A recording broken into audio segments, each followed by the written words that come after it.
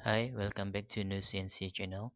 Okay, in this tutorial, I'm gonna show how to set Creator Studio Classic as default dashboard in YouTube.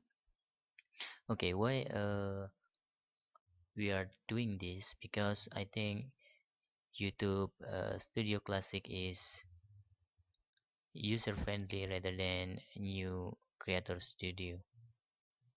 How to setting? We can just log in first, and then you will see newer studio, and we can change back to classic.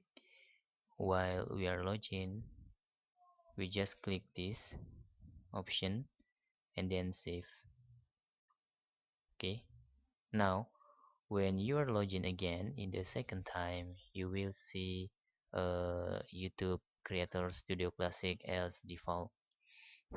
That's all, simple tutorial how we can get back Creator Studio Classic as default in YouTube dashboard. Thanks for watching. Bye bye.